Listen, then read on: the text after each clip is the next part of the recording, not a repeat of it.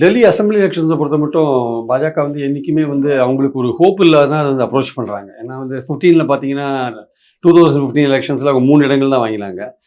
2020 எலெக்ஷன்ஸில் 8 இடங்கள் தான் வாங்கினாங்க. ஸோ அதனால் வந்து அவங்களுக்கு வந்து பார்லிமெண்ட் எலெக்ஷனில் நல்லா பர்ஃபார்ம் பண்ணுறாங்க. 14, 19, 24 3 எலெக்ஷன்ஸ்லையும் 7 தொகுதியிலையும் வின் பண்ணாங்க டெல்லியில்.